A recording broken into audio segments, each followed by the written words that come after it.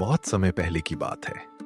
यमुना नदी के किनारे बसा एक छोटा सा सुंदर गांव था, वृंदावनपुर।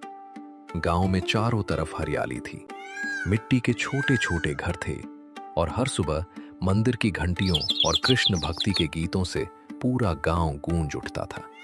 उस दिन वृंदावनपुर में एक अलग ही रौनक थी, क्योंकि अगले दिन जन्माष्टमी थी। हर घर में कान्हा के जन्मोत्सव की तैयारियां चल रही थीं। कहीं माखन मिश्री सजाई जा रही थी, तो कहीं तरह तरह के पकवान बनाए जा रहे थे। लेकिन इसी गांव के आखिरी छोर पर एक छोटी सी टूटी हुई झोपड़ी थी। उस झोपड़ी में रहती थी गौरी, एक गरीब और विधवा माँ। गौरी के पास न कोई खेत था, न कोई पक्का काम। वो दूसरों के घरों में काम करके किसी तरह अपने छोटे बेटे का पेट पालती थी। उसका बेटा था 10 साल का मोहन।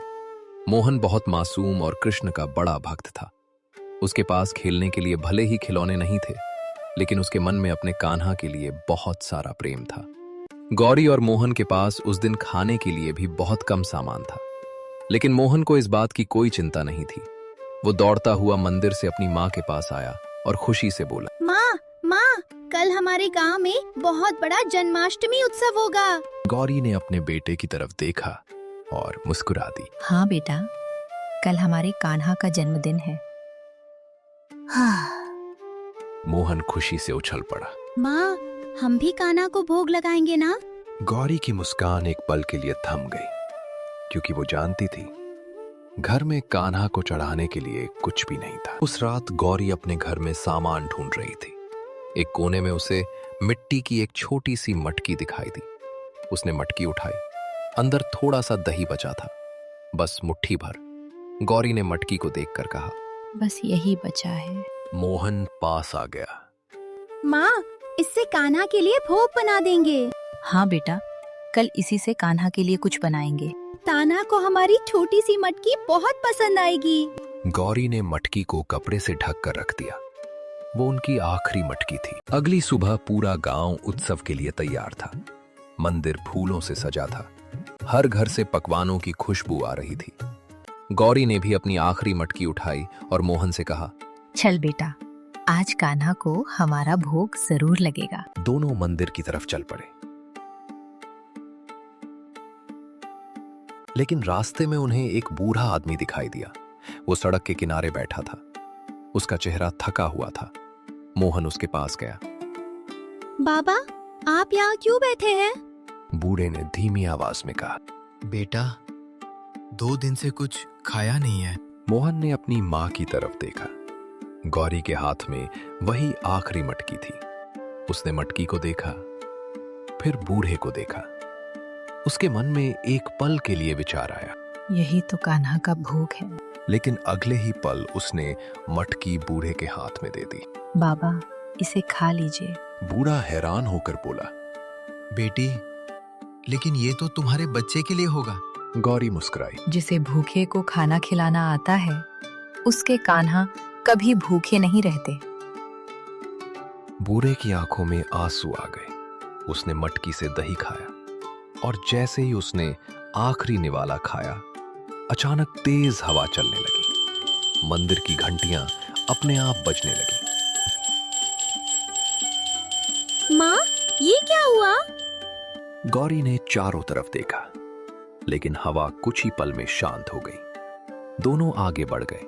मंदिर पहुंचकर गौरी ने देखा कि गांव के लोग तरह तरह के पकवान लेकर आए थे। किसी के पास मिठाई थी, किसी के पास माखन था, किसी के पास मेवे और फल थे। गौरी खाली हाथ खड़ी थी।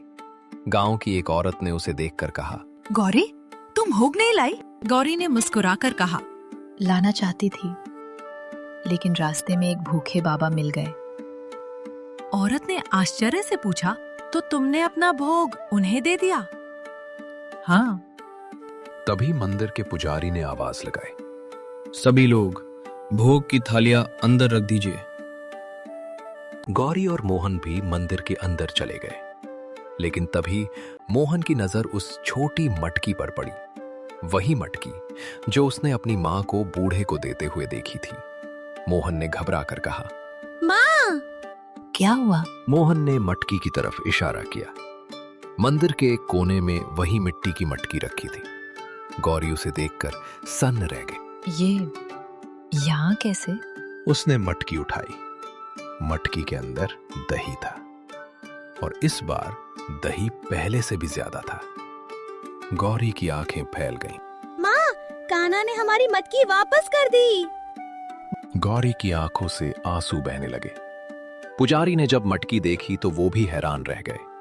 उन्होंने पूछा, गौरी, ये दही कहाँ से आया? गौरी ने कांपती आवाज में पूरी बात बता दी। मंदिर में खड़े सभी लोग चुप हो गए।